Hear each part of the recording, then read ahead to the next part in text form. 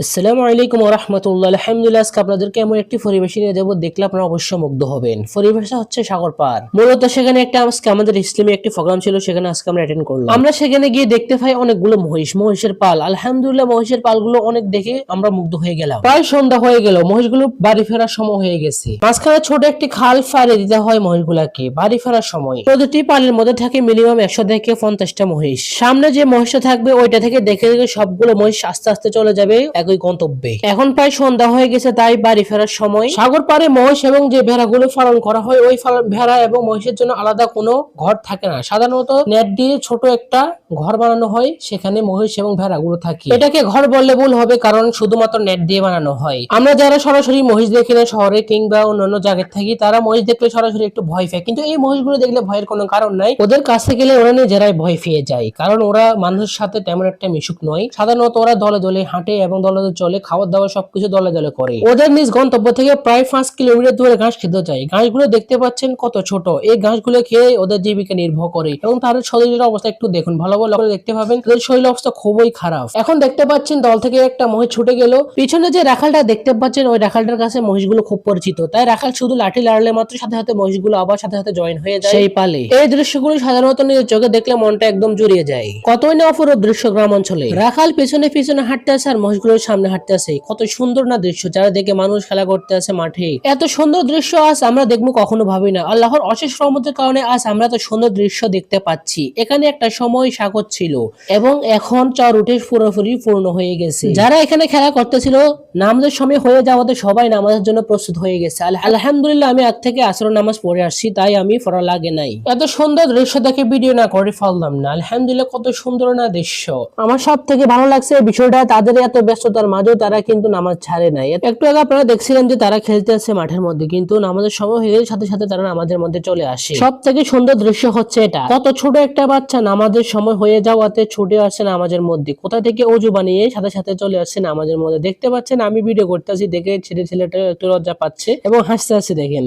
আরেকটি অসাধারণ দৃশ্য, নৌকা বানানোর দৃশ্য। কত বড় একটা নৌকা বানাচ্ছে শুধু মাটির উপরে। এই নৌকাটাকে বানানোর শেষে নৌকাটাকে নামাতে অনেক অনেক কষ্ট হবে তাদের, কারণ এখানে শুধুমাত্র শুকনোর মধ্যে বানাচ্ছে এত বড় একটা নৌকা। এই নৌকাটা নামানোর শেষে প্রায় 200 থেকে 300 জন মানুষ লাগবে। তো মহিষগুলো সাগর পাড়ে দিয়ে চলে আসলো তাদের নিজ গন্তব্যে। এখন কিছুটা ঘাস খাচ্ছে। ঘাসগুলোর দৃশ্যটা দেখেন জাস্ট, ঘাসটা কতই না ছোট, তবুও খেতে হচ্ছে তাদেরকে, কারণ এখানে ঘাস ছাড়া কিছুই পাওয়া যায় না। এই মহিষগুলো সাধারণত ঘাস খেয়ে বড় হয়ে থাকে। সাধারণত এই মহিষগুলোর দাম কোরবানির সময় অনেক বেশি হয়। তার মূল কারণ হচ্ছে এই মহিষগুলোর জন্য কোনো দানাদার খাবার খাওয়ায় না এবং ভুসি খাওয়ায় না। এই মহিষগুলো শুধু ঘাস খেয়ে বড় হয়ে থাকে এবং প্রাকৃতিক পরিবেশে যা পায় তা খেয়ে বেঁচে থাকে। সাধারণত এই মহিষগুলো অনেক শুকনো হয়, কারণ তাদের গায়ে কোনো গোস্ত নাই, শুধুমাত্র ঘাস খায় সেজন্য। এখন ঘাস খাওয়া শেষ, বাড়ির দিকে চলে যাচ্ছে। কিছুক্ষণ অপেক্ষা করবে মহিষগুলো। ওইখানে একটা কূপ আছে, ওই কূপ থেকে কিছুটা পানি খাবে এবং কিছুটা ঘাস খাবে, এরপর বাড়ি চলে যাবে সরাসরি দলে দলে।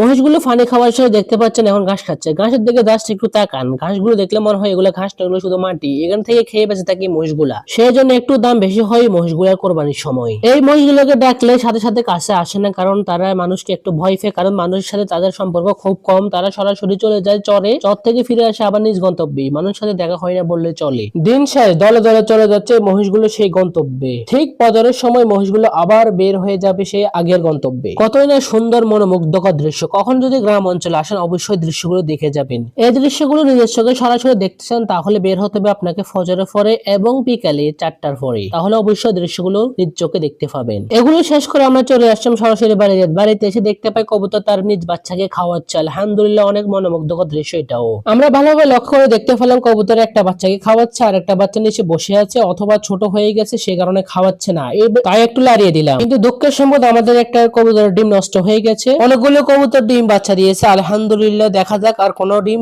নষ্ট হয়েছে কিনা। এখানে একটা বাচ্চা দেখা যাচ্ছে, তার মানে এখানে একটা ডিম নষ্ট হয়ে যাওয়ার সম্ভাবনা অনেক বেশি। দেখা যাক নষ্ট হয়েছে কিনা। কবুতর ডিমটাকে ধরতে দিচ্ছে না, তবু আমরা নিয়ে নিলাম কবুতর ডিমটাকে আমরা লাইটের মধ্যে দেখলাম ডিমটা একদম নষ্ট হয়ে গেছে পুরোপুরি। তাই ডিমটাকে আমরা 10টামি করে পানির মধ্যে ফেলে দিলাম। এবার দেখা যাক এখানে একটা ডিম দেখা যাচ্ছে, ওই ডিমটার কি অবস্থা দেখতে পেলাম। ওই ডিমটাও প্রায় নষ্টর দিকে, তাই আমরা একটু লাঠির নিচে দেখবো এবং শিওর হয়ে নেব। দেখতে পাচ্ছেন আমরা এখন লাঠির নিচে ধরলাম, ডিমটার ভিতরে কোনো ব্লাড জমে নেই, অর্থাৎ ডিমটা পুরোপুরি নষ্ট হয়ে গেছে। তাই আগের মতো ডিমটাকে আমরা পানির মধ্যে ফেলে দিলাম। সবগুলো শেষ করে আমরা চলে গেলাম, আমরা ছোট একটা ফসল করছি ফসলটাকে দেখার জন্য। আলহামদুলিল্লাহ এবার আমরা হরেক রকমের সবজি করছি, যেমন কুমড়া, সিম, লাউ, টমেটো, মরিচ, ধনিয়া পাতা ইত্যাদি। আলহামদুলিল্লাহ আমাদের অনেক অনেক কুমড়া বের হয়েছে এবং লাউ বের হয়েছে আলহামদুলিল্লাহ। শুধু এগুলো নয়, আমরা টুকটাক অনেক সবজি চাষ করেছি, সেগুলো অল্প আকারে তাই দেখাচ্ছি না। আলহামদুলিল্লাহ দেখতে পাচ্ছেন আমাদের অনেকগুলো লাউ বের হয়েছে। কুমড়ো গাছ এবং লাউ গাছের জন্য যে পরিমাণ রোদ দরকার ওই পরিমাণ রোদ এখানে পড়তে আছে, তাই আমাদের ফসলটা খুব ভালো হচ্ছে আলহামদুলিল্লাহ। আমাদের এই জায়গাটা অনেক বড়, তাই আমরা পরিকল্পনা করছি আমরা এখানে কিছু মরিচের ফসল করব। চতুর্দিকে আমরা নেট দিয়ে ঘিরে দিয়ে ফেলছি, কারণ এটা যেহেতু জমি অনেক সমস্যা হতে পারে এবং অনেক মানুষ নামতে পারে, তাই আমরা চারদিকে নেট দিয়ে ঘিরে দিয়ে ফেলছি যাতে আমাদের কোনো সমস্যা না হয়। আপনাদের প্রয়োজনীয় পণ্য কিনতে ভিজিট করুন এগ্রোবাই অনলাইন বাজার ফেসবুক পেজ। ধন্যবাদ।